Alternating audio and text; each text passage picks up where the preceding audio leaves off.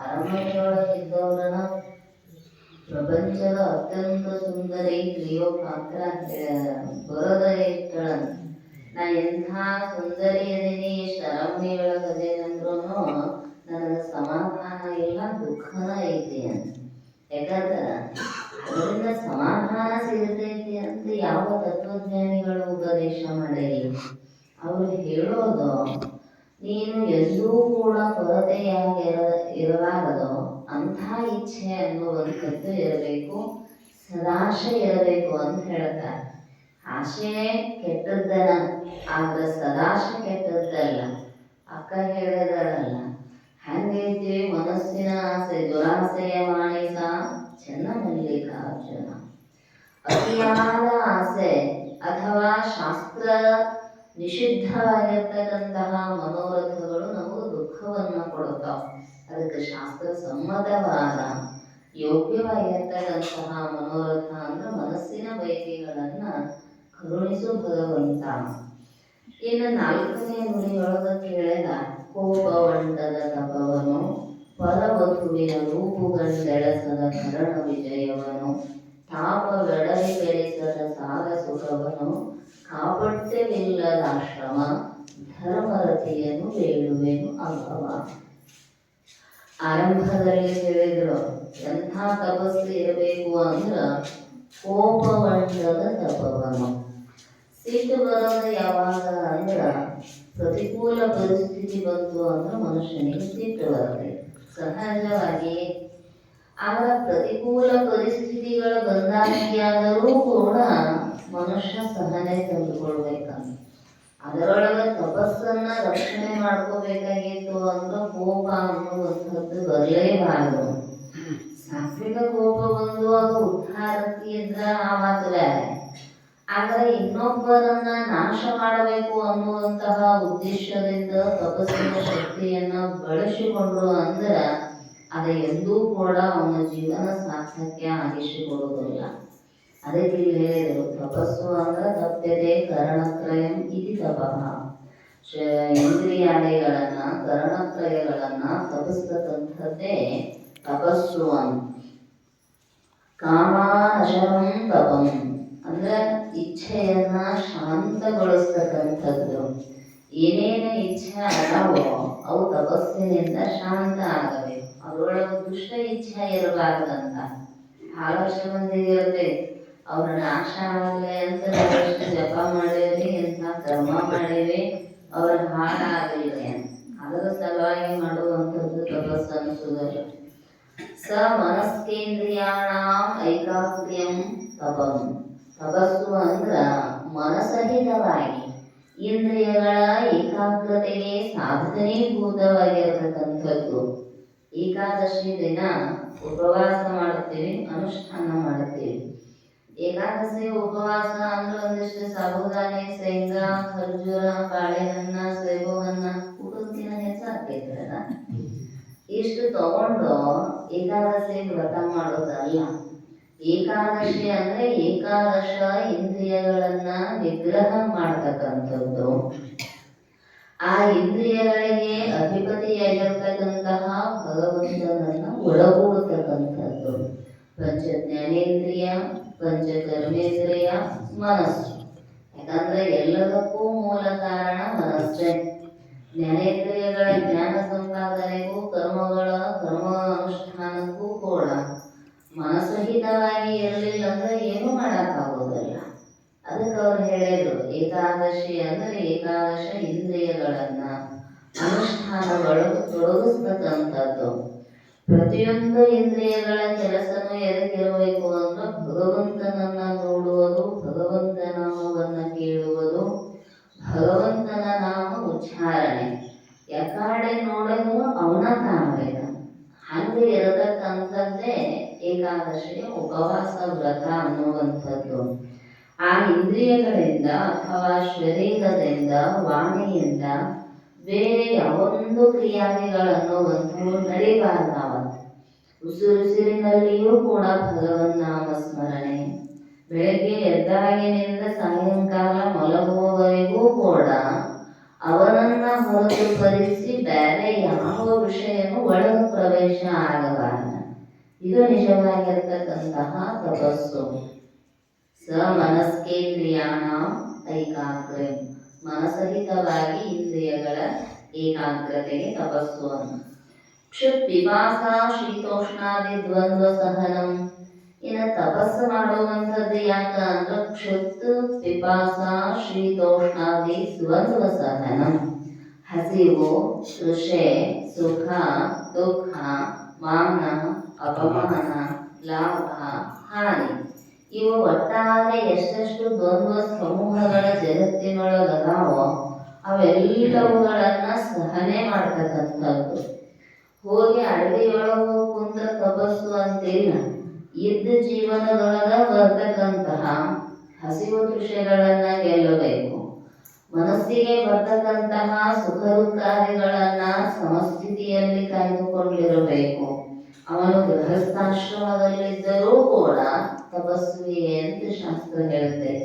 ಯಾಕಂದ್ರೆ ಎಲ್ಲಾ ಬಿಟ್ಟು ಬೆಳಕ ಸಿಟ್ಟನ ಅಳದಿರ್ಲಿಲ್ಲ ಅಂದ್ರ ಮಾಡೋದೆ ಅಂತಾರೆ. ಎಲ್ಲ ಅಳದೇರಿ ಸಿಟ್ಟ ಅಳದೇ ನೀವು ತಗೊಂಡು ಏನು ಮಾಡೋದನೆ ಅಂತ. ಅದೇ ತನ ಎಲ್ಲಾ ದ್ವಂದ್ವಗಳು, ಈಗ ಒಂದು ಮಳೆ ಹರಿತೈತೆ ಅಂತ ಬೆಳಗ್ಗೆ ಎರಡು ದಂಡೆಗಳು ಇರೋದನ, ಆ ಕಡೆ ಒಂದು ದಂಡೆ ಈ ಕಡೆ ಒಂದು ದಂಡೆ. ಇರಬಾರ್ದು ಏನೋ ಅಂದ್ರೆ ಹೊಳೆ ಅಂತ ಹೆಂಗ ಅನ್ನಿಸ್ತೇವೆ. ಜೀವನ ಐತಿ ಅಂತ ಬೆಳಕ ಹುಟ್ಟು ಒಂದು ದಂಡೆ, ಸಾವು ಒಂದು ದಂಡೆ. ಅದರ ಒಟ್ಟೊಟ್ಟಿಗೆ ಸುಖ ದುಃಖ, ಲಾಭ ಹಾನಿ, ಮಾನ ಅಪಮಾನ, ಜಯ ಅಪಜಯ. ಅದಕ್ಕೆ ಬಸವಣ್ಣವ್ರು ಹೇಳಿದರು, ಎನ್ನ ಮಾನ ಅಪಮಾನ ನೆಮ್ಮದಯ್ಯ, ಎನ್ನ ವಾಮಕ್ಷೇಮ ನೆಮ್ಮದಯ್ಯ, ಎನ್ನ ಹಾನಿ ವೃದ್ಧಿ ನೆಮ್ಮದಯ್ಯ, ಎನ್ನ ಮಾನ ಅಪಮಾನ ನೆಮ್ಮದಯ್ಯ, ಬಳ್ಳಿಗೆ ಕಾಯಿ ನಿಂದಿದ್ದೆ ಕೂಡಲ ಸಂಗಮದಯ್ಯ. ಇನ್ನೇನು ಬರುತ್ತಾವು ಬರಲ್ಲ, ಆದ್ರೆ ಅವು ಏನೂ ನಮ್ಮ ಮೇಲೆ ಭಾರ ಹಾಕೊಳ್ಳೋಂಗಿಲ್ಲ. ಶ್ರೀಕೃಷ್ಣಾರ್ಪಣ ಮಸ್ತು ಅಂದ್ರ ಬಿಟ್ಟಳು ದ್ರೌಪದಿ ಆಕೆ ಮಾನ ರಕ್ಷಣೆ ಮಾಡಿದ್ರು. ಯಾಕಂದ್ರೆ ಭಗವಂತನನ್ನ ಹೊರತುಪಡಿಸಿ ನಮ್ಮನ್ನ ರಕ್ಷಣೆ ಮಾಡೋರು ಯಾರೂ ಇಲ್ಲ ಅಂತ ಶರಣಾಗತಿಯನ್ನ ಹೊಂದಿ ಲಾಭ ಆದ್ರೂ ಅಷ್ಟ, ಹಾನಿ ಆದ್ರೂ ಅಷ್ಟ. ಲಾಭ ಆದಾಗ ಖುಷಿ ಪಡಂಗಿಲ್ಲ, ಹಾನಿ ಆದಾಗ ದುಃಖ ಪಡಂಗಿಲ್ಲ. ಎಡರಿನಲ್ಲೆಡೆಗೊಂದರೆ ಊಪದೆ ಕೊಡವಿಗತಿಪತಿಯಾಗಿ. ಮಹಾಲಿಂಗರಂಗರು ಅಧಿಕಾರಿಯ ಲಕ್ಷಣ ಹೇಳಿದ್ರು. ಕಷ್ಟ ಬಂತು ಅಂತ ನೆಲಕಟ್ಟಲು ಆಗುವಂಗಿಲ್ಲ. ಇಲ್ರಿ ಇವತ್ತು ಲಾಭ ಆಗೈತ್ರಿ ಅಂತ ಆಕಾಶದ ಎತ್ತರಕ್ಕೂ ಹಾರುವಂಗಿಲ್ಲ. ಏನು ಬಂದ್ರು ಸಮವಾಗಿ. ತುಕಾರಾಮರು ವಾಯುವಿಹಾರಕ್ಕೆ ಹೋಗಿದ್ರು ವಿಠ್ಠಲನ ಸ್ಮರಣೆ ಮಾಡ್ಕೊಂತ. ಊರ ಹೊರ ಒಂದು ಬಾವಿ, ಹೆಣ್ಮಗಳು ಹೋಗಿ ಬಾವಿ ಜಿಗಿಯಾಕತ್ತಿದ್ದ. ಜಿಗಿಯುವಾಗ ಕರುಣಾಮೂರ್ತಿಗಳು ಸಂತರು ಹೋಗಿ ತಡದ ನಿಲ್ಲಿಸಿದ್ರು. ತಂಗಿ ಯಾಕೆ ಬಾವಿ ಜಿಗಿಯಾಕತ್ತಿ? ಆಕೆ ಹೇಳಿದಳು, ನನಗೆ ಅನ್ಯಾಯ ಆಗೈತ್ರಿ ಸಂತರ, ಮತ್ತೆ ನಾ ಹಿಂದೆ ಜೀವನ ಇಟ್ಕೊಂಡು ಹೆಂಗೆ ಬದುಕೋದು? ಈ ತಪ್ಪು ಮಾಡಿರ್ತಕ್ಕಂತಹ ವ್ಯಕ್ತಿ ನಾ ಮಾಡೇ ಇಲ್ಲ ಅಂತಾನು, ಆದ್ರೆ ನಾ ಮದುವೆ ಆಗ್ಲಾರ್ದ ಗರ್ಭವತಿಯಾಗಿನಿ, ಏನು ಬರೀಗೆರೆ ಏನು ಮಾಡೋದು, ಪ್ರಾಣ ಕಳ್ಕೋತೀನಿ ಅಂದ್ರು. ತುಕಾರಾಮರು ಹೇಳಿದ್ರಂತ, ಏನಾಗೋದಿಲ್ಲ, ಭಗವಂತ ಕೊಟ್ಟದ ಜೀವನ ಹಿಂಗ ಕಳ್ಕೋಬಾರದವ. ಏನ ನೀನು ಶಿಶು ಹತ್ಯೆ ಮಾಡಿದ ದೋಷ ಆಗ್ತೈತಿ, ನೀ ಬದುಕು ಏನಾಗೋದಿಲ್ಲ ಯಾಕಂದ್ರಂತ. ಜಗತ್ತು ಪ್ರಶ್ನೆ ಮಾಡಿದ್ರೆ ನಾ ಏನು ಉತ್ತರ ಹೇಳೋದು? ತುಕಾರಾಮ ಕಾರಣ ಅಂತ ಹೇಳು ಅಂದ್ರಂತ. ಆಕೆ ಅಂದಳು, ನೀವು ಮಹಾನ ಸಂತರು, ನಿಮ್ಮ ಮೇಲೆ ಮಹಾ ಅಪರಾಧ ಹೊರಸಾಕ ನನಗೆ ಆಗೋದಿಲ್ಲ. ಬ್ಯಾಟ್ರಿ ಸಂತರ ನನ್ನ ಜೀವನ ನೀಗಿಸಿಕೊಳ್ತೇನೆ. ಸಂತರು ಹೇಳಿದ್ರ, ಇನ್ನೂ ಚಿಂತೆ ಮಾಡಬೇಡ ತಾಯಿ, ನಡೆಯಂತ ಊರಾಗ ಹೋಗಿ ಹಿರಿಯಾಗ ಮುಂದೆ ಹೇಳಿದಳ ತುಕಾರಾಮರ ಕಾರಣ ಅಂತ. ಮತ್ತೆ ಮಂದಿ ಸುಮ್ಮನೆ ಇರ್ತಾರ, ಇಂಥ ಅಪರಾಧ ಮಾಡ್ಯಾರು ಅಂತ ಮೆರವಣಿಗೆ ತೆಗದು ಕತ್ತಿ ಮ್ಯಾಲ ತಲೆ ಓಡಿಸಿದ್ರು. ಕೊಳ್ಳಾಗ ಕಾಯಿಪಲ್ಯ ಹಾರ ಚಕ್ಲಿ ಹಾರ ಹಾಕಿ ತಲೆ ಓಡಿಸಿ ಮ್ಯಾಲ ಕುಂದಿರ್ಸಿದ್ರು. ಊರಾಗ ಮೆರವಣಿಗೆ ತೆಗ್ಯಾಕ ಹತ್ತಿದ್ರು.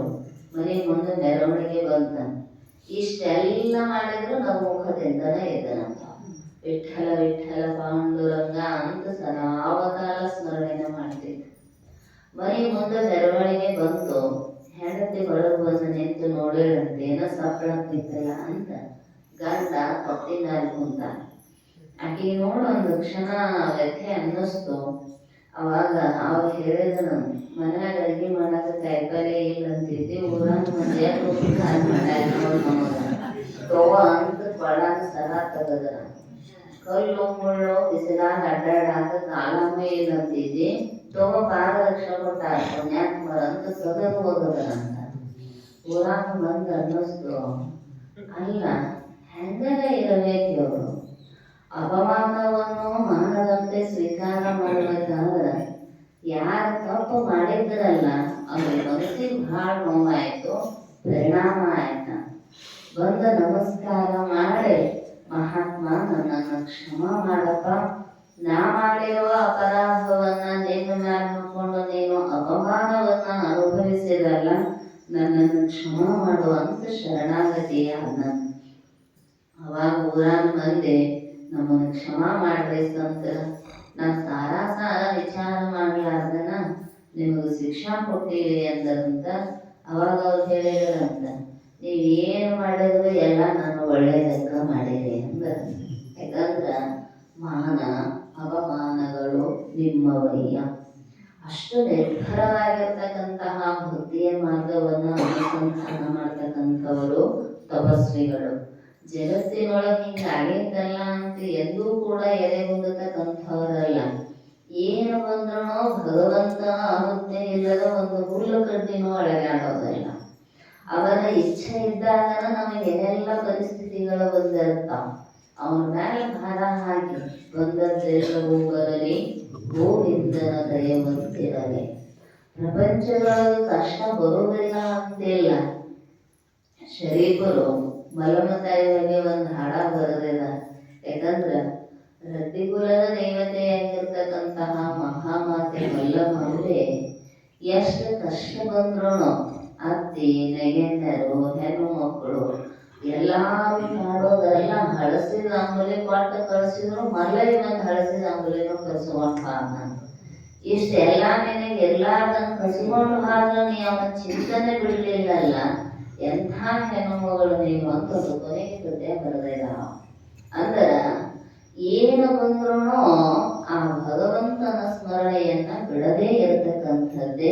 ಇವುಗಳನ್ನ ಸಹನೆ ಮಾಡ್ಕೊಳ್ತಕ್ಕಂಥದ್ದು, ದ್ವಂದ್ವಗಳನ್ನ ಸಹಿಸುವ ಮನೋಭಾವನೆಗೆ ತಪಸ್ಸು ಅಂತ ಕರೀತಾ ಇದ್ದಾರೆ. ಶಾಸ್ತ್ರೀಯ ಮಾರ್ಗೇನ ಕಾಯೇಂದ್ರಿಯ ಶೋಷಣ. ಮತ್ತು ತಪಸ್ಸು ಅಂದ್ರ ಅಶಾಸ್ತ್ರೀಯ ಮಾರ್ಗದಿಂದ ಶರೀರ ಶೋಷಣೆ ಮಾಡೋದಲ್ಲ. ಬಹಳಷ್ಟು ಜನ ತಿಳ್ಕೊಂತಾರೆ ಊಟ ಎಲ್ಲ ಬಿಟ್ಟು ಉಪವಾಸ ಇರೋದ ತಪಸ್ಸವೆ ಅಂತ. ಶಾಸ್ತ್ರದೊಳಗ ಅದರದೇ ಆದ ನಿಯಮ ಐತಿ. ಹೆಂಗ ಅಂದ್ರ ಅದು ಇಂತಿಂತ ದಿನ ಇಷ್ಟಿಷ್ಟೇ ಆಹಾರವನ್ನು ಕಡಿಮೆ ಮಾಡ್ಕೋಂತ ಬರಬೇಕು ಅಂತ. ಅದನ್ನು ಬಿಟ್ಟು ಅವ್ರು ಉಪವಾಸ ವ್ರತ ಮಾಡ್ತಾರಲ್ರಿ ನಾವು ಮಾಡೋದ್ರಿ ಅಂತ ಅನ್ನ ನೀರು ಎಲ್ಲ ಬಿಟ್ಟು ಕುಂತು ಬಿಟ್ಟಿವಿ ಅಂದ್ರ ಶರೀರ ಸಾಧನೆಗೆ ಸಾಥ್ ಕೊಡೋದಲ್ಲ. ಆಹಾರ ಪೂರ್ಣ ಬಿಟ್ಟು ಬಿಟ್ರ ನಿಶಕ್ತಿ ಆಗ್ತಾನ ಮನುಷ್ಯ. ನಿಶಕ್ತಿಯಾಗ ಕೂಡಕ್ಕಾಗುದಲ್ಲ, ಮನಸ್ಸು ಕೂಡ ಸರಿಯಾಗಿ ಸ್ಥಿತಿಯೊಳಗ ತನ್ನ ಸಮಸ್ಥಿತಿಯನ್ನ ಕಾಯ್ಕೊಳ್ಳೋದಲ್ಲ. ಹಸಿವಾದಾಗ ಹಂಗ ಚಡಪಡಿಸ್ತಿರ್ತೈತಿ ಮನಸ್ಸು ಒಳಗ್, ಯಾವಾಗ ಏನ್ ತಿಂದೇನೆ ಯಾವಾಗ ಏನ್ ತಿಂದೇನೆ ಅಂತ. ಅದಕ್ಕ ವಿವೇಕಾನಂದರು ಹೇಳಿದರು, ಹಸಿದ ಹೊಟ್ಟೆಗೆ ಕಿವಿಗಳಿರುವುದಿಲ್ಲ ಅಂತ. ಅದಕ್ಕ ಸಂತರು ಹೇಳ್ತಾರೆ, ಪೈಲ ಪೇಟೋಗ ನಂತರ ಪೇಟೋಗ. ಅವರು ಸತ್ಸಂಗ ಮಾಡುವಾಗ ಮೊದಲು ಶಿಸ್ತ ಪ್ರಸಾದ ತಗೊಂಡ ಸತ್ಸಂಗ ಮಾಡ್ತಾರೆ. ಯಾಕಂದ್ರ ಹೊಟ್ಟೆ ಹಸಿತಂದ್ರ ಹೊಟ್ಟೆ ಕಡೆ ಲಕ್ಷ್ಯ ಹೋಗ್ತೈತಿ ಮಂದಿರ. ಆ ಹೊಟ್ಟೆ ಕಡೆ ಲಕ್ಷ್ಯ ಹೋಯ್ತು ಅಂದ್ರ ಈ ಹಂಗ ಹೇಳೋದನ ಅವ್ರ ಅದನ್ನ ಮಾಡ್ಯಾರ ಇದನ್ನು ಮಾಡ್ಯಾರ ಅಂತ ಅದನ್ನ ತಪಸ್ಸು ಮಾಡೋದನ್ನ ಆಗಿರ್ತೈತಿ. ಅದಕ್ಕೆ ಶಾಸ್ತ್ರೀಯ ಮಾರ್ಗೇನ ಕಾಯೇಂದ್ರಿಯ ಶೋಷಣ. ಹೆಂಗ ಅದನ್ನ ತಪ್ಪಿಸುವುದು ಶರೀರವನ್ನ ಅಂದ್ರ ಈ ಶಾಸ್ತ್ರೀಯ ಮಾರ್ಗವಾಗಿ. ಶಾಸ್ತ್ರದೊಳಗ ಗುರುಮುಖೇನ ಜಗನ್ಮಾತೆಯ ಪುರಾಣದೊಳಗ ಅದನ್ನ ಹೇಳಿದಾರ. ನಿಮ್ಮ ಗುರು ಸಂಪ್ರದಾಯಕ್ಕನುಸಾರವಾಗಿ ಅವರು ಹೇಳಿರ್ತಕ್ಕಂತಹ ಮಹಾಮಂತ್ರವನ್ನ ಅವರದೇ ಸಂಪ್ರದಾಯದ ನ್ಯಾಸಾದಿಗಳ ಕ್ರಮದಿಂದ ಅನುಷ್ಠಾನವನ್ನ ಮಾಡಬೇಕು. ಹಂಗ ಅವ್ರಟ್ಟು ತಗೊಂಡಾರ ನಾವಟ್ಟು ತಗೊಂಡ್ರೆ ಅದೇನಿದಾಲ್ ನಂತರ ಮಲ್ಲ ಹಿಂಗಾಗಿ ಅವರು ಮಾಡಕತ್ತಾರ್ರಿ ನಾವು ಮಾಡೋಣ, ಅವರು ತಿನ್ನಕತ್ತಾರ್ರಿ ನಾವು ತಿನ್ನೋನು, ಹಂಗಿಲ್ಲ. ಯಾಕಂದ್ರ ಅದಕ್ಕೆ ತನ್ನದೇ ಆಗಿರ್ತಕ್ಕಂತಹ ಕ್ರಮಕ್ಕೆ ಅನುಸರಿಸಿ ಅದನ್ನ ಅನುಷ್ಠಾನ ಮಾಡ್ಕೋತ ಹೋದ್ರ ಆರೋಗ್ಯವೂ ಇರ್ತೈತಿ, ಮನಸ್ಸು ಶಾಂತವೂ ಇರ್ತೈತಿ, ಅನುಷ್ಠಾನ ಪೂರ್ಣ ಆಗ್ತೈತಿ. ಇಲ್ಲ ಅಂದ್ರ ಪೂರ್ಣ ಉಪವಾಸ ಮಾಡೋದು, ಮುಗಿದ ಮೇಲೆ ಪೂರ್ಣ ಆಹಾರ ತಗೊಳ್ಳೋದು, ಮೊದಲು ಇದ್ದದ್ದಕ್ಕಿಂತಲೂ ಶರೀರ ಜಡ ಆಗಿಬಿಡತೈತಿ. ಆಮೇಲೆ ಅದಕ್ಕೆ ಹೇಳಿದ್ರ ಅವರು ಯುಕ್ತಾಹಾರ ವಿಹಾರಸ್ಯ ಯುಕ್ತ ಚೇಷ್ಟಸ್ಯ ಕರ್ಮಸು ಯುಕ್ತ ಸ್ವಪ್ನಾವಬೋಧಸ್ಯ ಯೋಗೋ ಭವತಿ ದುಃಖ. ಹೆಂಗಿರಬೇಕು ಅಂದ್ರೆ ಯುಕ್ತವಾಗಿ ಇರತಕ್ಕಂತಹ ಆಹಾರ ವಿಹಾರಾದಿಗಳನ್ನ ರೂಢಿಸಿಕೊಂಡು ಈ ಕಾರ್ಯ ಇಂದ್ರಿಯಗಳನ್ನ ತಪ್ಪಿಸ್ತಕ್ಕಂಥದ್ದು. ಶೋಷಣೆ ಅಂದ್ರೆ ಅವುಗಳನ್ನ ಕೊಬ್ಬಿ ಹೊರಮುಖವಾಗಿ ವಿಷಯಗಳ ಕಡೆಗೆ ಹೋಗಬಾರದು ಅಂತ. ಈ ಕರುಗಳು ಬಹಳ ಕೊಬ್ಬಿದು ಅಂದ್ರೆ ಮಾತು ಕೇಳೋದಿಲ್ಲ, ಆ ಕಡೆ ಈ ಕಡೆ ಹೋಗ್ತಾವ. ಅವ ಮೂಗುದಾರ ಹಾಕ್ತಾರ, ಮೂಗುದಾರ ಹಾಕಿದ್ರು ಅಂದ್ರೆ ಎಕಡೆ ಜಗತ್ತೀವ ಆ ಕಡೆ ಬರ್ತಾವ. ಹಂಗ ತಪಸ್ಸಿನ ಮೂಲಕ ಶರೀರಕ್ಕ ಮನಸ್ಸಿಗೆ ವಾಣಿಗೆ ಮೂಗುದಾರ ಹಾಕೋದ ಅಂದ್ರ ನಾವು ಮಾತು ಕೇಳಿ ನಾವು ಎಕಡೆ ಹೋಗಂತೀವಿ ಆ ಕಡೆ ಹೋಗ್ತಾವೋ, ಎಕಡೆ ಬ್ಯಾಗ ಅಂತೀವಿ ಆ ಕಡೆ ಸುಮ್ಮನೆ ಸೈಲೆಂಟ್ ಆಗಿರ್ತಾವ. ಅಕಸ್ಮಾತ್ ಹೋದ್ರೆ ಏನಾಗ್ತೈತೆ ಅನ್ನೋದು ಅವು ಅಳಕ್ ಇರ್ತೈತಿ. ಜಗ್ಗಿದ ಅಂದ್ರ ನನಗೆ ನೋವಾಗ್ತೈತಿ ಅನ್ನೋದು. ಶಾಸ್ತ್ರೀಯ ಮಾರ್ಗದಿಂದ ಈ ಕಾರ್ಯವನ್ನ ಶೋಷಣೆ ಮಾಡ್ತಕ್ಕಂಥದ್ದು ಅಂದ್ರೆ ತಪಸ್ತಕ್ಕಂಥದ್ದು. ಇನ್ನು ತಪಸ್ಸಿನ ಪರಿಣಾಮ ಅಥವಾ ತಪಸ್ಸಿನ ನಮಗೆ ಲಾಭ ಎಲ್ಲಿ ತನಕ ಐತಿ ಅಂತ ಹೇಳ್ತಾರ. ಅಂತರ್ಮುಖಾನಿ ಯದಿಖಾನಿ ತಪಸ ತತಃ ಕಿಂ. ಒಂದು ವೇಳೆ ಮನಸ್ಸು ಇಂದ್ರಿಯಗಳು ಅಂತರ್ಮುಖ ಆದು ಅಂದ್ರ ಆಮೇಲೆ ತಪಸ್ಸಿನ ಅವಶ್ಯಕತೆ ಇಲ್ಲ.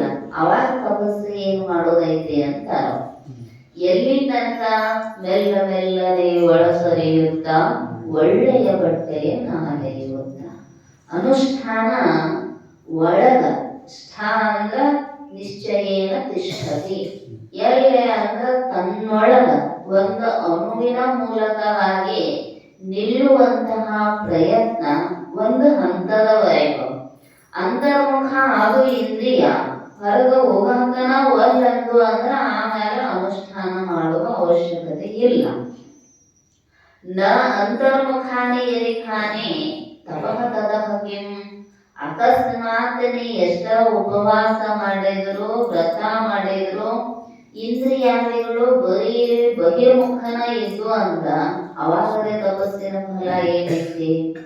ಮಾಡೋದನ ಅವು ಅಂತರ್ಮುಖ ಆಗಲಿ ಅಂತ.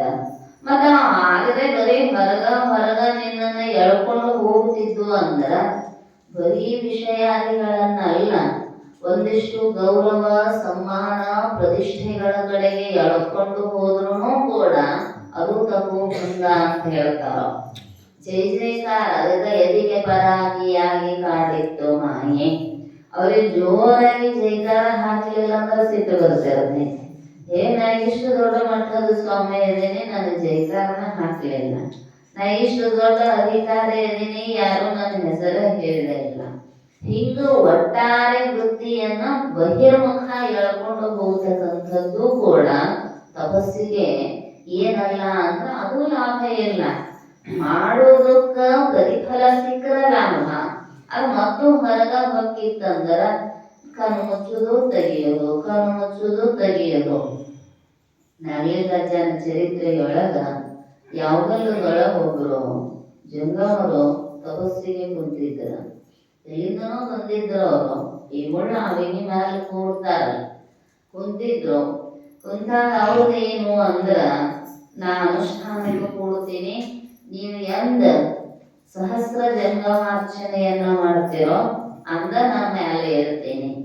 ಊರಾನ ಮಂದಿಗೆ ಪೇಚಾಡ್ರಿ, 1000 ಮಂದಿ ಜಂಗಮರ್ತಿ ಎಲ್ಲಿಂದ ತಗೊಂಡು ಬರೋದು?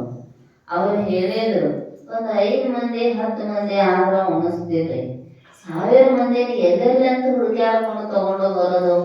ಅವ ಹೇಳಿದ, ನೀವು 1000 ಮಂದಿ ಉಣಿಸಲಿಲ್ಲ ಅಂದ್ರ ನಾನು ನಿಮ್ಮ ಊರಿಗೆ ಶಾಪ ಕೊಟ್ಟು ಹೋಗ್ತೀನಿ ಅಂತ ಕುಂತ ಅನುಷ್ಠಾನಕ್ಕ.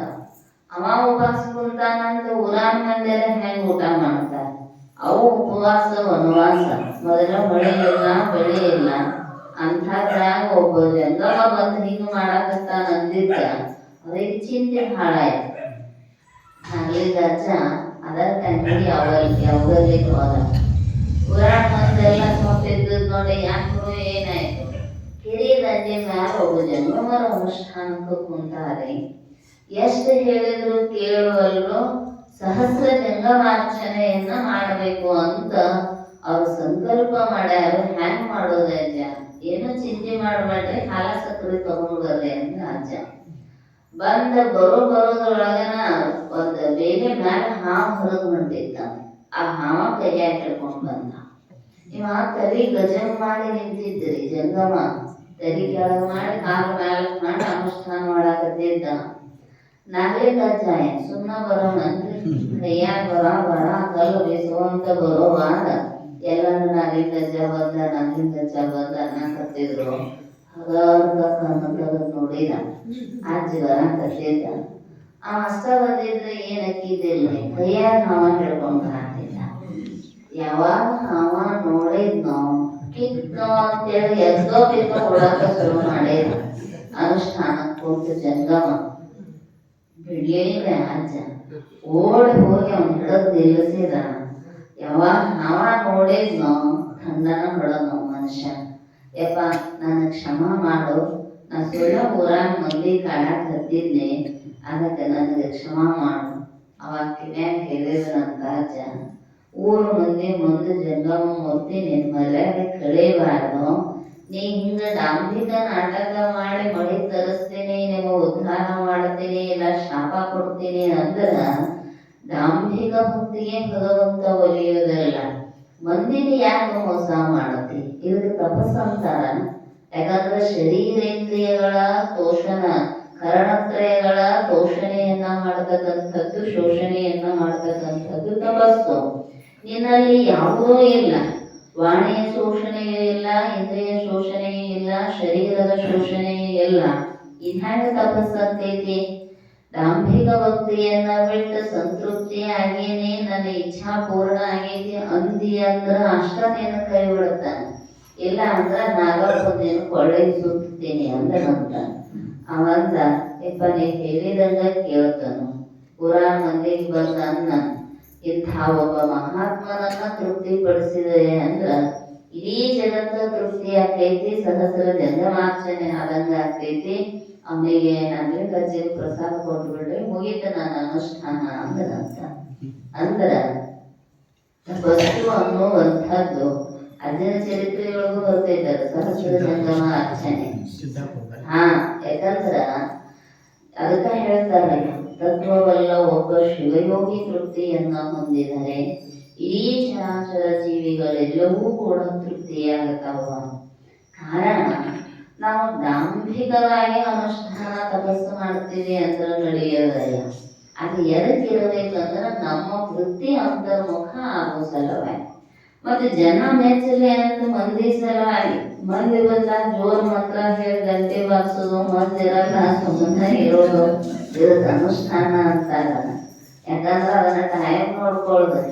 ಯಾರ ಬಂದ್ರಂದ್ರ ಜೋರಾಗಿ ಗಂಟೆ ಧನ ಬಾರಿಸೋದು, ಒಳಗೆ ಪೂಜೆ ಮಾಡ್ತಿರ್ತಾರ, ಏನ್ ಮಾಡ್ತಿರ್ತಾರ, ಶಿವ ಏನ್ ಮಂದಿ ಹೋದ್ರು ಅಂದ್ರ ಮಾತ್ರ ಸುಮ್ಮನೆ ಇರೋದು. ಇದು ಅನುಷ್ಠಾನ ಅಲ್ಲ. ಯಾಕಂದ್ರ ಭಗವಂತನ ಸನ್ನಿಹಿತ ನಾವು ಡಾಂಭಿಕ ಆಚರಣೆಗಳನ್ನ ಮಾಡದಿದ್ದರೂ ಕೂಡ ನಮ್ಮ ಅಂತರಂಗಕ್ಕೂ ಗೊತ್ತಿರ್ಬೇಕಂತ. ಮನವರಿಯದ ಇಲ್ಲ, ನಾವು ಮನಸ್ಸಿನಿಂದ ಮಾಡಬೇಕು. ಮಂದಿ ಮೆಚ್ಚಿಸಿಕೊಳ್ಳೋ ಸಲುವಾಗಿ ಕ್ರಿಯಾಕ್ರಿಯೆಗಳನ್ನ ಮಾಡಿದ್ದೀವಿ ಅಂದ್ರ ಮಂದಿ ಸಲುವಾಗಿ ಭೂಮಿಗೆ ಬಂದಿರ್ತಕ್ಕಂಥವ್ರಲ್ಲ. ಯಾರ ಸಲುವಾಗಿ ಬಂದಿದ್ವಿ? ನಮ್ಮ ಸಲುವಾಗಿ ನಾವು ಬಂದೀವಿ. ನಮ್ಮ ಗಂಟು ತಗೊಂಡು ನಾವು ಬಂದೀವಿ. ಮಂದಿ ಗಂಟೆ ಹೊತ್ಕೊಂಡು ಬಂದಿಲ್ಲ ಅಂತಿರ್ತೇವ್. ಏನ್ ಮಂದಿ ಗಂಟೆ ತಿಂದ ಮುಂದಾಗ್ಯಾನ್ರಿ, ಅವ್ ಮಂದಿ ಗಂಟೆ ತಿಂದೇ ಇಲ್ಲ. ಅಕಸ್ಮಾತ್ ತಿಂದ ಅಂದ್ರ ಮುಂದ್ ಹೊತ್ಕೊಂಡ್ ಬರತ್ತಾನ. ಅದರ ಸಲುವಾಗಿ ಗೊತ್ತಿರ್ಬೇಕ ನಮಗ, ನಮ್ಮ ಸಲುವಾಗಿ ನಾವು ಬಂದೀವಿ. ನಮ್ಮ ಕರ್ಮದ ಗಂಟನ್ನ ನಮಗ ಭಗವಂತ ಕಳಿಸ್ಯಾನ. ಕೆಲಸ ಏನು ಅಂದ್ರ ಇವ್ರ ಭಾರ ಹೇಳುತ್ತೀವಂತ ಅಲ್ಲ, ನಮ್ಮ ಭಾರ ನಾವು ಇಳಿದುಕೊಳ್ಳೋ ಸಲುವಾಗಿ ಈ ತಪೋನುಷ್ಠಾನಗಳು, ಶಾಸ್ತ್ರ ಚಿಂತನೆ. ತಪಸ್ಸು ಅಂದ್ರೆ ಎಲ್ಲರೂ ಹೋಗಿ ಕುಂತು ಮಾಡೋದಂತಲ್ಲ, ಶಾಸ್ತ್ರ ಶ್ರವಣವೂ ಕೂಡ ಒಂದು ಮಹತ್ತಾಗಿರ್ತಕ್ಕಂತಹ ತಪಸ್ಸು. ಅಪೋರು ಹೇಳ್ತಿದ್ರ, ಪೂಜಾ ಅನುಷ್ಠಾನಕ್ಕಿಂತಲೂ ಶಾಸ್ತ್ರ ಕೇಳೋದಕ್ಕೆ ಬಹಳ ಬೆಲೆ ಕೊಡ್ತಿದ್ರು. ಅಪೋರು ಮಲ್ಲಿಕಾರ್ಜುನ ಅಪ್ಪಗಳು ಪೂಜೆ ಕುಂತಿದ್ರಂತ. ಕುಂತಾಗ ಶಾಸ್ತ್ರದ ಟೈಮ್ ಆಗಿತ್ತು, ಬಂದಿರ್ಲಿಲ್ಲ. ಅಪೋರಂದ್ರಂತ ಮೊದಲ ಟೈಮ್ ಬಂದಿಲ್ಲ, ಯಪ್ಪ ಪೂಜಾ ಕುಂತಾರೆ ಅಂದ್ರ ಕರ್ಕೊಂಡ್ ಬರೋದ್ರ ನಾವು. ಯಾಕಂದ್ರ ಪೂಜೆಗಿಂತಲೂ ಶಾಸ್ತ್ರ ಬಹಳ ಮುಖ್ಯ. ಬಂದ ಮೇಲೆ ಹೇಳಿದ್ರ ಮುದುಕಪ್ಪ, ಹೊರಗಿನ ಪೂಜೆಯ ಅವಶ್ಯಕತೆ ಎದಕ್ಕಂದ್ರ ಮನಸ್ಸನ್ನ ನಿಲ್ಲಿಸುವ ಸಲುವಾಗಿ. ಅದು ಎಷ್ಟೋ ಅಷ್ಟ ಬೆಲೆ ಕೊಡಬೇಕು. ಹೆಚ್ಚಿನ ಪ್ರಾಮುಖ್ಯತೆ ಎದಕ್ಕ ಅಂದ್ರೆ ಶಾಸ್ತ್ರ ಚಿಂತನೆಗೆ. ಅಂದ್ರ ಇದು ಕೂಡ ಒಂದು ತಪಸ್ಸು. ನೀವಷ್ಟೆಲ್ಲ ಕೆಲಸ ಕಾರ್ಯಗಳನ್ನ ಬಿಟ್ಟು ದಿನ ಒಂದು ತಾಸು, ಒಂದು ದಿನ ಅಲ್ಲ ಮುಗಿತ್ರೆ ಶ್ರಾವಣ ಮುಗಿಯನ ಅನ್ನೋ ಹಂಗಿಲ್ಲ. ನವರಾತ್ರಿ 9 ದಿನ ಮಾಡ್ತೀವಿ, ಅನುಷ್ಠಾನ ಮಾಡೋದು ಇಷ್ಟು ಇತಿಮಿತಿ ಹಾಕೊಂಡಿರ್ತಾರೆ. 21 ದಿನ, 48 ದಿನ, 3 ತಿಂಗಳು, 7 ತಿಂಗಳು ಅಷ್ಟು ಮುಗಿದ ಮ್ಯಾಲ ಮತ್ತೆ ಬರಿ ಬಿಚ್ಚಿದ ಹಾವ ಎಲ್ಲಿ ಹೋದ ಏನೋ ಪೂಜೆ ಜಪ ಎಲ್ಲಿ ಹೋದ ಏನೋ. ಅದಕ್ಕೆ ಹೇಳ್ತಾರ ಅವರು, ಹೆಂಗಿರ್ಬೇಕಂದ್ರ ಪ್ರತಿನಿತ್ಯವೂ ನೀವೇನು ಪ್ರತಿನಿತ್ಯ ಒಂದು ತಾಸು ಸತ್ಸಂಗ ಮಾಡ್ತಿರಲ್ಲ, ಇದು ನಿಜವಾಗಿರ್ತಕ್ಕಂತಹ ತಪಸ್ಸು. ಯಾವ ಸನ್ಯಾಸಿಗಳ ತಪಸ್ಸಿಗಿಂತಲೂ ಇದೇನು ಕಡಿಮೆ ಇಲ್ಲ. ಅಪ್ಪನ ಜಾಗದಾಗ ಬಂದು ಕುಂತ ಎಷ್ಟು ಒಂದು ತಾಸಿನ ಪರ್ಯಂತರ ಜಪ, ಗೀತಾ ಪಾರಾಯಣ, ಶಾಸ್ತ್ರ ಚಿಂತನೆ ಇದನ್ನು ಮಾಡ್ತಿರಲ್ಲ, ಇದಕ್ಕಿಂತ ಮಿಗಿಲಾಗಿರ್ತಕ್ಕಂತಹ ತಪಸ್ಸು ಅನ್ನುವಂಥದ್ದು ಇಲ್ಲ. ಅದಕ್ಕೆ ಹೇಳಿದ್ರು, ವೃತ್ತಿ ಬಹಿರ್ಮುಖ ಆದ್ರೂ ತಪಸ್ಸಿನ ಪ್ರಯೋಜನ ಅಲ್ಲಿ ಇಲ್ಲ. ಇನ್ನ ಅಂತರ್ ಬಹಿರ್ ಯದಿ ಹರಿಷ್ಠ ತಪಸ ತತಃ ಕಿಂ. ಒಳಗೂ ಹೊರಗೂ ಹರಿಯೇ ತುಂಬಿಕೊಂಡಿದ್ದ ಅಥವಾ ನಮ್ಮ ಆರಾಧ್ಯ ದೈವವೇ ತುಂಬಿಕೊಂಡಿತ್ತು ಅಂದ್ರ ಆಗಾಗದ ತಪಸ್ಸು ಏನ್ ಮಾಡೋದು ಅಂತ. ಎತ್ತೆತ್ತ ನೋಡಿದತ್ತ ನೀನೇ ದೇವ. ನೋಡಿದ ಎಲ್ಲ ಕಡೆಗೂ ನಮ್ಮ ಆರಾಧ್ಯ ದೈವದ ದರ್ಶನ ನಮಗಾಕಿತ್ತಂತ. ಕಣ್ಣು ಮುಚ್ಚಿದ್ರೂ ಒಳಗ ನಮ್ಮ ದೈವತೆಯ ದರ್ಶನವೇ ನಮಗ ಆಗದಿತ್ತಂದ್ರ ಆಮೇಲೆ ತಪಸ್ಸು ನಿಷ್ಪ್ರಯೋಜಕ. ಅಂದ್ರ ಪಡೆದ ಮ್ಯಾಲ ಇನ್ನೊಂದು ಪಡೆಯುವುದು ಏನೈತಿ ಅಂತ. ನಾಂದರು ಬಹಿರ್ ಯದಿ ಹರಿಷ್ಠ ತಪಃ ತತಃ ಕಿಂ. ಏನು ಒಳಗೂ ದೇವರಿಲ್ಲ ಹೊರಗೂ ದೇವರಿಲ್ಲ, ಅವಾಗ ತಪಸ್ಸರೆ ಮಾಡಿ ಏನ್ ಮಾಡೋರು ನೀವು? ಗಟ್ಟಿ ಬಾರಿಸ್ತೀರಿ ನೋಡಿ, ಯಾವಾಗ ತಾಬಟ್ಟೆ ತಗೊಂಡು ಒಳಗಿನ ದೇವರು ಹೊರಗ, ಹೊರಗಿನ ದೇವರು ಒಳಗ. ಅಂದ್ರ ಅದರ ತಾತ್ಪರ್ಯ ಏನು ಅಂದ್ರ, ದೇವರು ಒಳಗ ಹೊರಗ ಏಕರೂಪವಾಗಿ ಅದಾನು ಅಂತ. ಒಳಗಿನ ದೇವರ ಹೊರಗ್ ಕಳಿಸಿ ಹೊರಗಿನ ದೇವರ ಒಳಗ್ ತಗೊಳೋದಲ್ಲ. ಒಳಗಿದ್ದ ದೇವರ ಹೊರಗದಾನು, ಹೊರಗಿದ್ದ ದೇವರ ಒಳಗದಾನು. ಯಾಕಂದ್ರ ಅಂತರ್ ಬಹಿರೂಪದೊಳಗ ಭಗವಂತ ಅದ. ಮತ್ತೆ ಇಲ್ಲಿ ಇಲ್ರಿ ಕರ್ಕೊಳ್ಳೋನು ಹೊರಗಿಲ್ಲ, ಮನೆಯಿಂದ ಹೊರ ಕಳಿಸೋದ್ರಿ ಅಂದ್ರ ಅವನ ಪೂರ್ಣತ್ವ ಲಕ್ಷಣಕ್ಕೆ ದೋಷ ಬರ್ತೈತಿ. ಎಲ್ಲ ದೇಶ, ಎಲ್ಲ ಕಾಲ, ಎಲ್ಲ ವಸ್ತುವಿನೊಳಗೂ ಭಗವಂತ ವ್ಯಾಪಕರಿತ ಅದ. ಮತ್ತೆ ಅಲ್ಲಿಲ್ಲ ಇಲ್ಲುಂಟು, ಅಲ್ಲಿಲ್ಲ ಎನದೆಲ್ಲ ಕಾಲದಲ್ಲಿ ತೋರಿದವರಲ್ಲದೆ. ಆ ಮಾಯಿಕ ದೇಹವನ್ನ ತಗೊಂಡು ಬಂದಿರ್ತಕ್ಕಂತಹ ಜ್ಞಾನಿಗಳೇ ಸರ್ವತ್ರ ಪ್ರಕಟನಾಗುವಾಗ ನಿರಾವರಣ ನಿರುಪಾಧಿಕ ಸ್ವರೂಪವಾಗಿರ್ತಕ್ಕಂತಹ ಭಗವಂತ ಒಂದು ಕಡೆ ಇದ್ದ, ಒಂದು ಕಡೆ ಇಲ್ಲ ಅಂತ ಹೇಳಕ್ ಬರೋದಲ್ಲ. ನಾವು ತಪಸ್ಸು ಮಾಡೋದು ಯಾಕ ಅಂದ್ರ ಒಳಪರಗೂ ಭಗವಂತನ ಅಭಿವ್ಯಕ್ತಿಯನ್ನ ಕಾಣುವುದಕ್ಕ. ಮತ್ತೆ ನಮಗೆ ದೇವರು ನಮ್ಮ ಒಳಗೂ ಕಾಣುವಲ್ಲ, ಹೊರಗೂ ಕಾಣುವಲ್ಲ, ಕಣ್ಣು ಮುಚ್ಚಿಕೊಂಡು ಕುಂತದೇ 1000 ವರ್ಷ ಆಯ್ತು, ತಗೊಂಡು ಏನ್ ಮಾಡೋದು ಅಂತಾರ. ನಿಮಗೆ ಒಳಹೊರಗು ದೇವರ ದರ್ಶನ ಆಗಬೇಕಾಗಿತ್ತಂದ್ರ ಅದಕ್ಕೆ ಹೇಳಿದ್ರು ಕೋಪವಂಟದ ತಪವನು. ಅಂದ್ರ ಕೋಪ ರಾಹಿತ್ಯವಾಗಿರ್ತಕ್ಕಂತಹ ಶಾಂತಿಯ ಜೀವನ ಇರಬೇಕು, ಮನುಷ್ಯನಿಗೆ ಸಮಾಧಾನ ಇರಬೇಕು. ಇವರಿಗೆ ಗೆಳೆಯರ ತಪಸ್ಸಿಗೆ ಕುಂತಾಗ ಒಬ್ಬ ಬಹಳ ವರ್ಷ ತಪಸ್ಸು ಮಾಡಿದ್ದ, ಇನ್ನೊಬ್ಬ ಅದ ಬಂದು ಕುಂತಿದ್ದ. ಆದ್ರ ಒಬ್ಬ ಹೆಂಗ ಕುಂತಿದ್ದ ಅಂದ್ರ ಎಲ್ಲೆಲ್ಲೂ ಅಳೆದಾಡೋದಿಲ್ಲ, ಏನೇನು ಆಹಾರ ತಗೊಳ್ಳೋದಿಲ್ಲ. ಅವನಿಗೆ ಸದಾವಕಾಲ ಭಗವಂತನ ಚಿಂತನೆ. ಇನ್ನೊಬ್ಬೇನ್ ಕುಂತಿದ್ದಲ್ಲ, ಒಂದು ತಾಸು ಕುಂದಿರ್ತಿದ್ದ, ಒಂದು ತಾಸ ಅಡ್ಡಾಡಿ ಬರ್ತಿದ್ದ, ನಗ್ತಿದ್ದ, ಆಡ್ತಿದ್ದ, ಡ್ಯಾನ್ಸ್ ಮಾಡ್ತಿದ್ದ, ಮತ್ತ ಹೋಗಿ ಏನೇನೋ ಕೆಲಸ ಮಾಡಿ ಬರ್ತಿದ್ದ. ನಾರದರ ಒಂದು ಸಲ ಹಾಯ್ದು ಹೊಂಟಿದ್ರ. ಹೋಗುವಾಗ ಇಬ್ಬರನ್ನು ಮಾತಾಡಿಸಿಕೊಂಡು ಹೋದನಾಯ್ತು. ಇವರ ಹರಿಯನ್ನ ಕುರಿತು ಭಜನೆ ಮಾಡಕತ್ತಾರೋ ಅಂತ ಹೋದ್ರು. ಮೊದಲೇನು ಕುಂತು ಜಾಗ ಬಿಟ್ಟು ಅಳಗಾಡಕತ್ತಿದ್ದಿಲ್ಲ. ಅವನ ಹತ್ರ ಹೋಗಿ ಕೇಳಿದ, ನಿನಗೇನು ವರ ಬೇಕು? ನನಗೆ ಎಂದು ಜನ್ಮದಿಂದ ಬಿಡುಗಡೆ ಆಗ್ತೈತಿ. ಇನ್ನೊಬ್ಬನು ಹೋಗಿ ಕೇಳಿದ, ನಿನಗೇನು ವರ ಬೇಕು? ನನಗೂ ಎಂದು ಮುಕ್ತಿ ಆಗ್ತೈತಿ, ಕೇಳ್ಕೊಂಡು ಬಾ ದೇವರ ಹತ್ರ. ಹೋಗಿ ವಾಪಸ್ ಬಂದ್ರೆ ನಾರದ ಮೊದಲೇನು ಅನುಷ್ಠಾನ ಮಾಡಕತ್ತಿದ್ರಲ್ಲ ಅವ್ರ ಹತ್ರ ಹೋಗಿ ಹೇಳಿದನಂತ, ಇನ್ನು 3 ಜನ್ಮಕ್ಕೆ ನಿನಗೆ ಮುಕ್ತಿ ಆಗ್ತೈತಿ. ಅವನ ಮುಖ ಸಾಪ ಮಾಡ್ಕೊಂಡಂತೆ ಚಿಂತೆ ಮಾಡಿ ಅಳಾಕತ್ತಿದ. ಇನ್ನೂ 3 ಜನ್ಮ ಕಳಿಬೇಕಲ್ಲ ನಾನು, ಯಾಕಂದ್ರ ಈಗ ಎಷ್ಟೋ ವರ್ಷಗಳಾಯ್ತು ನಾ ತಪಸ್ಸು ಮಾಡಕತ್ತೆ, ಇದ ಜನ್ಮದಾಗ ಮೋಕ್ಷ ಆಗ್ತೈದಂತ ತಿಳ್ಕೊಂಡಿದ್ದೆ. ನನಗಿನ್ನೂ ಮೋಕ್ಷ 3 ಜನ್ಮಕ್ಕ ಆಯ್ತು ಅಳಾಕತ್ತಿದ. ಮುಂದಿನ ಅವನ ಹತ್ರ ಹೋದರೆ ನಾರದ, ಮತ್ತೆ ನನಗೆ ಯಾವಾಗ ಮುಕ್ತಿ ಆಗ್ತೈತಿ ಅಂದ್ರ ಹುಣಸಿ ಗಿಡದ ಕೆಳಗ ತಪಸ್ಸಿಗೆ ಕುಂತಿದ್ ನಾವು. ಅವಾಗ ಹೇಳಿದ, ಈ ಹುಣಸಿ ಗಿಡದ ಎಲೆಯಷ್ಟು ನಿನ್ನ ಜನ್ಮಗಳ ಕಳೆದ ಮೇಲೆ ನಿನಗ ಮೋಕ್ಷ ಆಗ್ತೈತಿ ಅಂದ್ರ, ಹುಣಸಿ ಗಿಡದ ಎಲೆ ದೊಡ್ಡ ದೊಡ್ಡ ಇರ್ತಾವ್ರೆ, ಒಂದಕ್ಕೆ 10 ಇರ್ತಾವ ಒಂದು ಎಳೆಗೆ. ಹಂಗ ಕೋಟಿ ಕೋಟಿ ಜನ್ಮಗಳು ಕುಣದಾಡಕ್ ಹತ್ಬಿಟ್ನಂತವ. ನಾರದ ಅಂದ್ರು, 3 ಜನ್ಮಕ್ಕೂ ಮುಕ್ತಿ ಆಗ್ತೈತಂದ್ರ ಅಳಾಕತ್ತಾನವ. ನೀ ಎಲಿ ಉದುರಿದಷ್ಟು ಜನ್ಮಗಳು ಉದುರಿದ ಮೇಲೆ ಮುಕ್ತಿ ಆಗ್ತೈತಂದ್ರು ಕುಣಿಯಾಕತ್ತೀಯಲ್ಲ, ಏನ್ ಮುಚ್ಚದಿ ಅಂದ್ರಂತ. ಅವನ್ ಹೇಳಿದಂತ, ಇಷ್ಟು ಎಲಿ ಉದುರಿದಷ್ಟು ಜನ್ಮಗಳ ಕಳೆದ ಮೇಲೆ ಆದ್ರೆ ನಾ ಮುಕ್ತಿ ಆಗ್ತೈತೆ ಅಂತ ಭಗವಂತನ ಹೇಳ್ಯಾನ, ಅಂತ ಒಳಗ ಚಿಂತೆ ಆಗತ್ತ ಅಂದ್ರಂತ. ಅವನ ನಿರ್ಭರ ಭಕ್ತಿಯನ್ನ ಶ್ರದ್ಧೆಯನ್ನ ನೋಡಿ ಆಗ ಮೋಕ್ಷವನ್ನ ಕರುಣಿಸಿದಂತ ಹರಿಸರ್ವೋತ್ತಮ.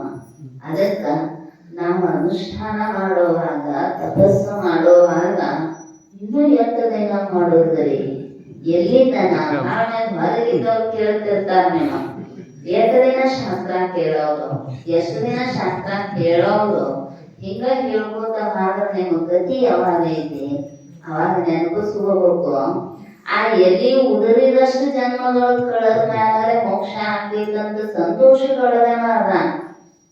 ನಮಗೂ ಬರೀ 84 ಲಕ್ಷ ಜೀವರಾಶಿ ಅಂತ ಹೇಳ್ಯಾರ ಶರಣರು. ನಿಜಗೊಂಡು ಹೇಳಿದಂತೂ ನೆನಸುಗೊಳ್ಳೋದು ಬೇಡ. ಯಾಕಂದ್ರೆ ಧರಣಿಯಲ್ಲಿ ಅವನ ಸನ್ನಿಧಿ ಧೂಳೆ ಮಾಡಲು ಪರಮಾಣುಗಳೇನಿದವು, ಅನಿದೊಂದು ದೇಹವನ್ನು ರಚಿಸುತ್ತ ಒಂದೊಂದು ಜೀವರ ಬಸುಗಳು ಬಂದು ಮರಳಿನಂತ ತಿರುಗದಂತೆ. ನಮಗೂ ಅದನ್ನ ನೆನಸುಕೊಂಡಿವಿ ಅಂದ್ರ 3 ಜನ್ಮಕ್ಕೂ ಮುಕ್ತಿ ಅಂದಂಗ ಆಗ್ತೈತಿ ಪರಿಸ್ಥಿತಿ. ಅನಾಕ ಶುರು ಮಾಡ್ತೀನಿ. ಆದ್ರೆ 84 ಲಕ್ಷ ಅಂತೇನು ಶರಣರು ಹೇಳಾಗಲ್ಲ, ಎಷ್ಟೋ ಕಳೆದು ಹೋಗ್ಯಾವೋ, ಇನ್ನೊಂದೆಷ್ಟು ಉಳಗಾವ್. ಅದಕ್ಕೆ ಅವ್ರು ಹೇಳಿದ್ರು, ಒಳಹೊರಗೂ ಭಗವಂತನ ದರ್ಶನ ಆಗಬೇಕಾಗಿತ್ತಂದ್ರ ಅಂತಃಕರಣ ಶುದ್ಧಿ ಇರಬೇಕು. ಮತ್ತೆ ನಿನ್ನ ತಪಸ್ಸಿನಿಂದ ನಿನಗೆ ಕಣ್ಣು ಮುಚ್ಚಿದ್ರು ದೆವ್ವನ ಕಾಣ್ತಾವೋ, ಕಣ್ಣು ತೆಗೆದ್ರು ದೆವ್ವನಂಗಿರೋ ವಿಷಯಗಳೇ ಕಾಣ್ತಾವ. ಒಂದು ಒಳಗ ತಪಸ್ಸು ಮಾಡಿದ್ರೆ ಏನು ಪ್ರಯೋಜನ ಅಂತಾರ. ಒಂದು ಹೊರಗಡೆ ಕಾಣಬೇಕು, ಯಾಕಂದ್ರೆ ಹೊರಗೆ ಕಂಡ ಮೇಲೆ ತಾನ ಒಳಗೆ ಕಾಣುತ್ತೆ. ಪರೋಕ್ಷ ಜ್ಞಾನ ಮೊದಲಾಗಬೇಕು, ಪರೋಕ್ಷ ಜ್ಞಾನ ಆದ ಮೇಲೆ ಅಪರೋಕ್ಷ ತಾನ ಆಗತೈತಿ. ಸಚ್ಚಿದಾನಂದ ರೂಪವಾದ ಪರಬ್ರಹ್ಮ ವಸ್ತು ಒಂದು ಇದೆ ಅಂತ ಗುರುಗಳ ಹೇಳಿದಾಗ ಗುರುಗಳ ಮಾತಿನ ಮೇಲ ಶಾಸ್ತ್ರದ ಮೇಲ ನಮಗ ನಿಷ್ಠಾ ಇತ್ತು ಅಂದ್ರೆ ಪರೋಕ್ಷ ಜ್ಞಾನ ಆಗ್ತೈತಿ.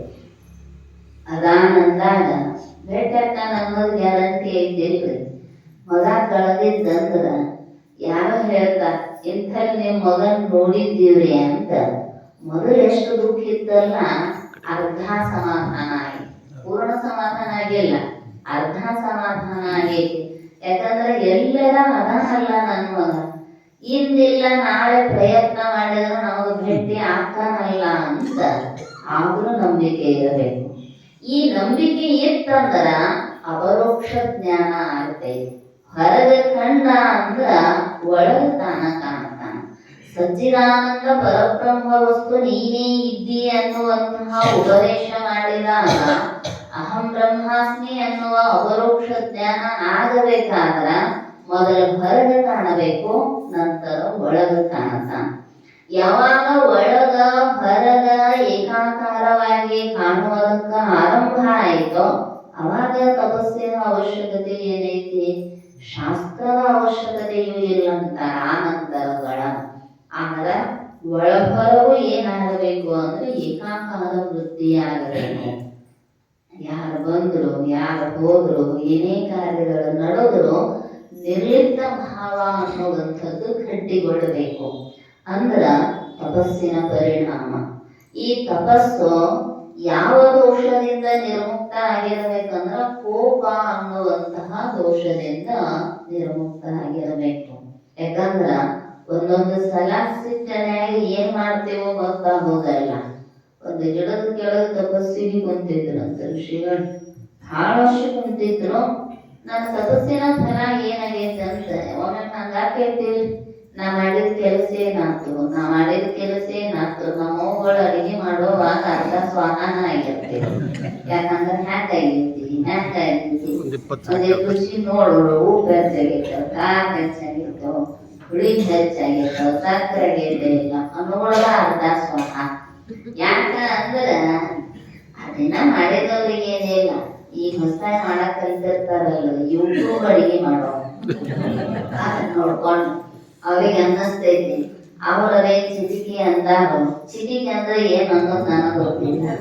ಮತ್ ಹ್ಯಾಂಗ್ ನೋಡು, ಇಟ್ಟು ನಾಳೆ 1 ಗಂಟೆ ಇಡಬೇಕಂದ್ರೆ ಮ್ಯಾಲ ಗಂಟೆ ಇಟ್ಟಿದ್ರ ಹಿಂಗಾಕೈತಿ ಪರಿಸ್ಥಿತಿ. ಅನುಭವ ಇತ್ತಂದ್ರ ಅದ ಸಹಜವಾಗಿ ದಿನ ಅಭ್ಯಾಸ ಬಲ.